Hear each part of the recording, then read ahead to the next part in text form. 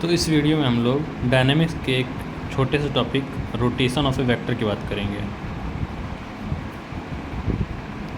इसमें हम देखेंगे कि एक वेक्टर रोटेट करता है तो उसके साथ हम क्या क्या मतलब चेंजेस और किस किस तरह से देख सकते हैं सारी चीज़ें।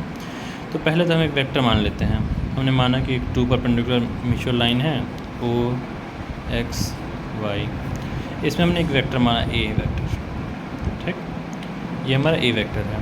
इसके अलॉन्ग जो यूनिट वेक्टर है उसको हमने E माना है और ये माना कि थीटा एंगल बना रहा है इस OX लाइन से। एक समय हमने मान लिया ये सब चीज़ें। तो अब हम बोलते हैं कि जो A वेक्टर है, जो हमने वेक्टर बोला है, एक वेक्टर बोला है, वो A गुणे A इंटू E है।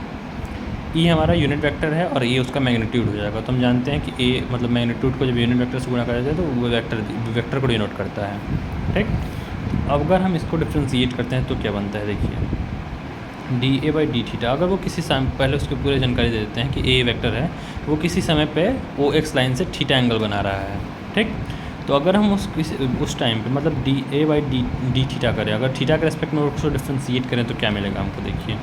चूँकि दोनों हम क्या कहते हैं, वेरिएबल्स लेके चलेंगे, इसलिए हमारा डिफ्रेंशिएशन ऐसे होगा, एक बार डी थीटा और प्लस फिर E को कांस्टेंट और dA डी थीटा।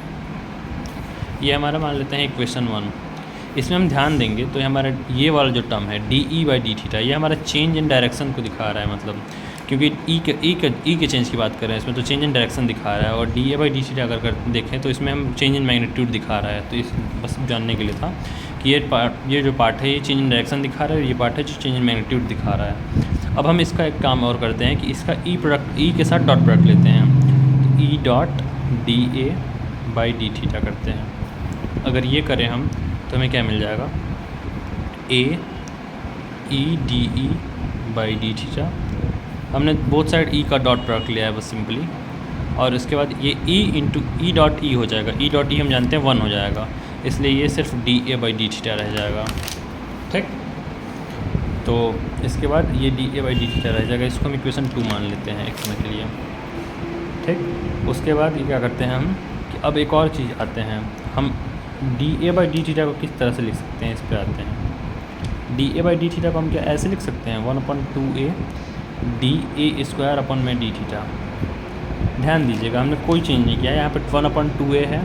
अगर dA square upon D theta हम इसको मतलब करते हैं तो ये देखिए 2A और dA बाई डी थीटा बनेगा और ये 2A कट जाएगा और बात सेम रह जाएगी, बात में कोई चेंज नहीं आएगी। यहाँ पे आप देख लीजिए रफ की तरह, अगर आपको यहाँ पे दिखाना चाहें, हमने लिखा है क्या, 1/2A dA square by D theta लिखा है।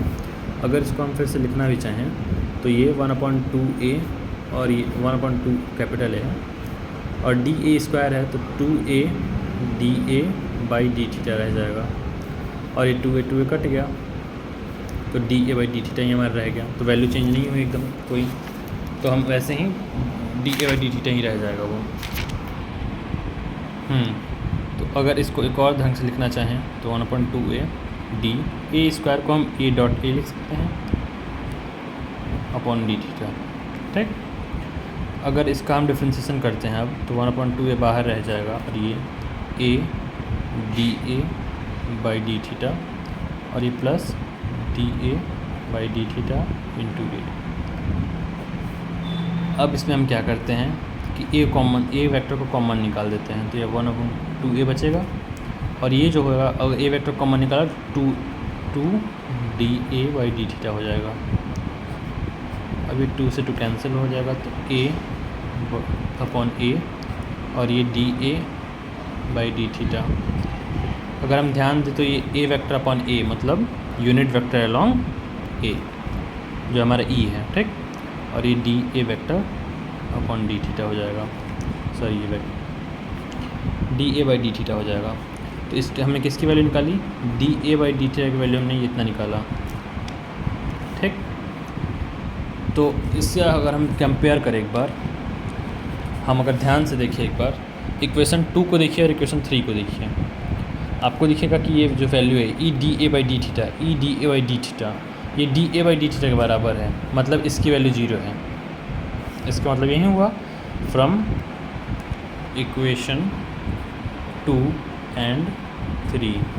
इसका मतलब क्या मिलता है हमको, E D E by D theta equal to 0। एक बार आप फिर से देख सकते हैं, ये इक्वेशन 2 ऊपर हमने लिखा है, इक्वेशन 3 हमने नीचे लिखा है। E D A by D theta के वैल्यू में D A by D theta निकाली है, D A by D theta और ये इसके वैल्यू बराबर है, मतलब ये टर्म हमारा जो बीच वाला टर्म है 0 होगा, वहीं हमने 0 लिखा है। ए चूँकि हमारा 0 नहीं होगा इसलिए ये वाला पार्ट हमारा 0 होगा, ठीक। तो अगर ये वाला पार्ट हमारा 0 हुआ, इससे अब हम कुछ कंक्लूजन्स निकालते हैं कि हम इससे क्या क्या कंक्लूजन्स निकाल सकते हैं। ये बात आप थोड़ा बस ये थोड़ा ध्यान से नोट कर लीजिए, उसका आप कंक्लूज़न बताते हैं हम। ये पार्ट 0 है, इसका मतलब क्या कि D E by D theta 0 होगा, चूँकि यूनिट वेक्टर का मैग्नीट्यूड हम पहले से जानते हैं 1 होता है, तो D E by D theta हमारा 0 होगा। डी बाई डी थीटा का मतलब 0 का मतलब क्या हुआ कि कोई भी यूनिट वेक्टर है अगर उसको हम थीटा के इनिशियल पोजीशन अगर मतलब इनिशियल पॉइंट पे उसको रोटेट भी करते हैं तब भी उसका वैल्यू चेंज नहीं होता है, मैग्नीट्यूड तो चेंज नहीं होता है उसका। The magnitude of unit vector rotating in two dimension about its initial point does not change with respect to theta. मतलब कि जब D E by D theta होगा वो कभी भी डायरेक्शन जो होगा उसका थीटा के चेंज करने के बाद भी उसका मैग्नीट्यूड चेंज नहीं होगा ई का, ठीक। मतलब यूनिट वेक्टर ही रहेगा थीटा को चेंज करने के बाद भी। और उसके बाद अगर हम देखें तो उस स्टेटमेंट से ये पहला कंक्लूजन हम यही निकालते हैं कि जब अगर हम ई को चेंज करते हैं, ई को थीटा के साथ अगर हम चेंज करते हैं तो ई का मैग्नीट्यूड कभी चेंज नहीं होता है, ठीक। और जो दूसरा कंक्लूजन हम ये निकालते हैं, ये आप ध्यान देंगे थोड़ा फिर से, तो ये E dot D E by D theta 0 है। किसी भी दो वेक्टर्स का डॉट प्रोडक्ट तब 0 होता है जब वो दोनों परपेंडिकुलर होते हैं। ई क्या है हमारा, एक यूनिट वेक्टर है, ठीक। हमने बोला कि ई का मैग्नीट्यूड तो चेंज नहीं होगा अगर थीटा को चेंज करें, तो मतलब इसका मैग्नीट्यूड एक यूनिट वेक्टर ही रहेगा। तो मतलब हमारा ई एक यूनिट वेक्टर है, उसके परपेंडिकुलर एक और यूनिट वेक्टर हमें D E by D theta मिलेगा। समझ पा रहे हैं आप, दोनों का डॉट प्रोडक्ट 0 है, मतलब जाहिर सी बात है दोनों परपेंडिकुलर हैं और ये इसके परपेंडिकुलर है, ये एक यूनिट वेक्टर है। तो एक इसके अगर हम डिफ्रेंशिएट कर दें इसको तो ये भी एक यूनिट वेक्टर मिलेगा जो इस पहले वेक्टर का परपेंडिकुलर होगा। अगर इसको हम अब ऐसे नहीं समझ पाए आप, तो अगर हम इसको अप्लाई करके आपको बताएं तो आप ज़्यादा बेहतर समझ पाएंगे। अगर हम देखिए आई जे पे इसको अप्लाई करते हैं, मान लीजिए जो हमारा पहले जो फॉर्म था हमारा कार्टेशियन, ये हमारा लाइन है ओ एक्स और ये वाई था, मान लीजिए हमने पहले जो माना था। अब हम बोलते हैं कि आई कैप है और ये हमारा जे कैप है, ये है आई कैप और ये हमारा जे कैप, ठीक। फिगर देख लीजिए, अगर हम आई कैप और जे कैप बोलते हैं उसको, तो हम अगर देखिए इस पर अप्लाई करते हैं, अगर मान लो तो हम बोलेंगे कि जो हमारा D i by D theta अगर लिखते हैं तो ये क्या होगा, आई के परपेंडिकुलर जे एक यूनिट वेक्टर होगा, आई के परपेंडिकुलर मतलब जे वेक्टर होगा ये।